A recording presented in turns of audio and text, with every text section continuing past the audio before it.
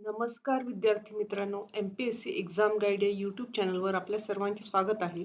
आज 10 मे 2026 या दिवशीच्या चालू घडामोडींवरील महत्त्वाचे प्रश्न आपण या व्हिडिओमध्ये बघणार आहोत. मित्रांनो, आपण जे प्रश्न यामध्ये बघणार आहोत ते येणाऱ्या कोणत्याही स्पर्धा परीक्षेत थेट विचारले जाऊ शकतात. त्यामुळे हे प्रश्न खूप महत्त्वाचे आहेत. आणि चला आता आपण बघूया आजचा पहिला प्रश्न कोणता आहे तो. हरियाणा सरकारने सरकारी शाळेतील विद्यार्थ्यांसाठी सुपर 40 हा मोफत कोचिंग कार्यक्रम कुठे सुरू केला आहे? तर याचं उत्तर आहे रोहतक. रोहतक हे याचं उत्तर आहे.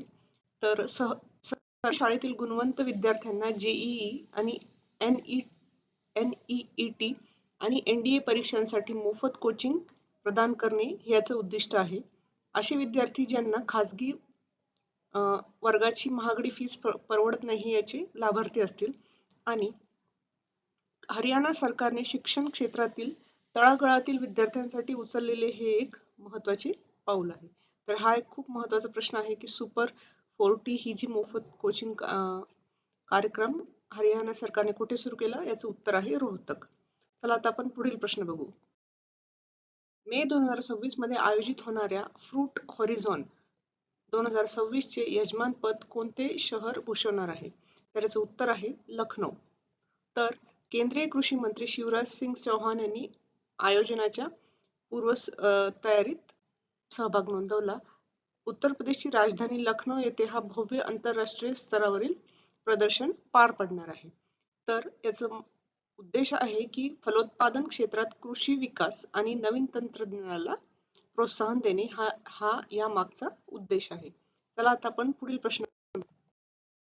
भारत सरकारने नौदल प्रमुख म्हणजेच चीफ ऑफ नेव्हल स्टाफ म्हणून कोणाची नियुक्ती केली आहे? तर हा एक खूप महत्त्वाचा प्रश्न आहे. याचं उत्तर आहे vice admiral Krishna Swaminathan. Vice admiral Krishna Swaminathan. खूप महत्त्वाचा प्रश्न आहे, हा येणाऱ्या परीक्षेत येऊ शकतो. चला याचं एक्सप्लेनेशन आपण बघू. भारतीय नौदलात 4 दशकांची त्यांची विशिष्ट आणि उल्लेखनीय सेवा आहे.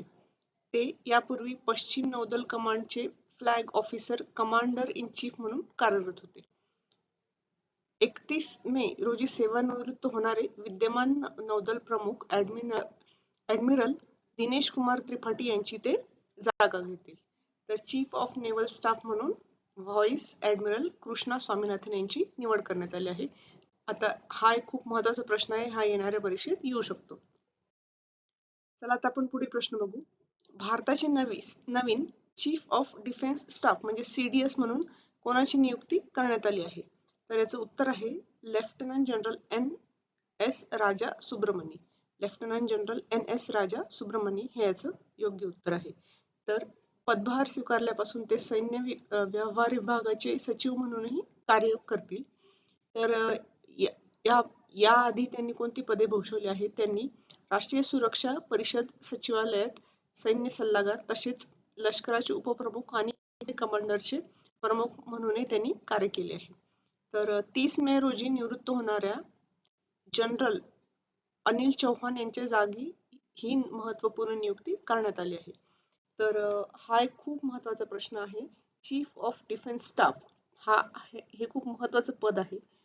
या पदावर लेफ्टनंट जनरल NS राजा सुब्रमणी यांची नियुक्ती करण्यात आली आहे. तर हा येणाऱ्या परीक्षेत नक्की विचारला जाऊ शकतो, हे तुम्ही लक्षात ठेवा. चला आता आपण पुढील प्रश्न बघू. पश्चिम बंगालच्या मुख्यमंत्रीपदी कोणी नुकतीच शपथ घेतली? त्याचं उत्तर आहे सुवेंदू अधिकारी. सुवेंदू अधिकारी याचं उत्तर आहे. तर भाजपाने पहिल्यांदाच 207 जागा जिंकून ममता बॅनर्जी यांच्या 15 वर्षाच्या सत्तेला धक्का दिला. तर कोलकाता येथील ब्रिगेड परेड मैदानावर पंतप्रधान नरेंद्र मोदी आणि दिग्गजांच्या उपस्थित हा शपथविधी झाला. तर सुवेंदू अधिकारी यांनी भवानीपूर मतदारसंघातून माजी मुख्यमंत्री ममता बॅनर्जी यांचा थेट पराभव केला. तर बंगालच्या मुख्यमंत्रीपदी सुवेंदू अधिकारी यांची नियुक्ती करण्यात आली आहे. चला आता आपण पुढील प्रश्न बघू. राज्यांच्या GDP मोजणीत सांख्यिकी मंत्रालयाने कोणते नवीन आधारभूत वर्ष निश्चित केले आहे? तर याचं उत्तर आहे 2022-23. 2022-23. तर 2022-23 हे नवीन आधारभूत वर्ष म्हणून निश्चित करण्यात आले आहे. याआधी अनेक राज्ये 2011 आणि 12 हे जुने वर्ष वापरत होती. पण आता 2022 आणि 23 हे आधारभूत वर्ष निश्चित केले आहे. याचा उद्देश आहे राज्यांच्या आर्थिक कामगिरीचे अधिक अचूक मोजमाप करणे. चला आता आपण पुढील प्रश्न बघू.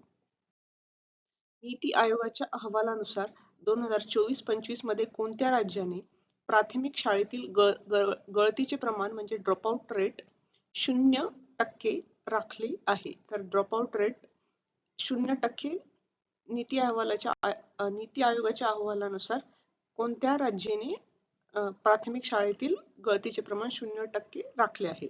तर याचं उत्तर आहे झारखंड. हा एक खूप महत्त्वाचा प्रश्न आहे, येणाऱ्या परीक्षेत येऊ शकतो. तर झारखंडने प्राथमिक शाळेतील गळतीचे प्रमाण 0वर आणले आहे. 2014-15 मध्ये हे प्रमाण 6.41% होते. नीती आयोगाच्या अहवालातील ही एक महत्त्वपूर्ण नोंद आहे. तर नीती अहवालानुसार 2024-25 मध्ये झारखंड राज्याने प्राथमिक शाळेतील गळतीचे प्रमाण हे 0% राखले आहे. चला आता आपण पुढील प्रश्न बघू.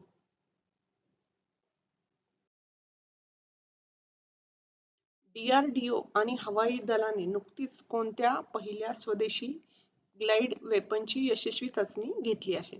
तर याचं उत्तर आहे तारा. तारा हे याचं योग्य उत्तर आहे. तर तारा म्हणजे टॅक्टिकल ऍडव्हान्स्ड रेंज ऑगमेंटेशन हे भारताचे पहिले स्वदेशी ग्लाइड शस्त्र आहे. आणि ही चाचणी कुठे घेण्यात आली? ओडिसा किनारपट्टी. आणि लक्ष्यावर अत्यंत अचूक मारा करण्याची क्षमता याची आहे. म्हणजे तारा या ग्लाइड वेपनची ही लक्ष्यावर अचूक मारा करण्याची क्षमता आहे. तर मित्रांनो, हे होते आजचे प्रश्न. तुम्हाला आजचे प्रश्न कसे वाटले हे कमेंटमध्ये नक्की सांगा. आणि तुम्हाला जर हा व्हिडिओ आवडला असेल तर या व्हिडिओला नक्की लाईक करा. आणि अशाच प्रश्न आम्ही रोज तुमच्यासाठी घेऊन येत असतो. तर असेच प्रश्न तुम्हाला जर रोज बघायचे असतील तर MPSC एक्झाम गाईड या YouTube चॅनलला नक्की सबस्क्राईब करा. धन्यवाद.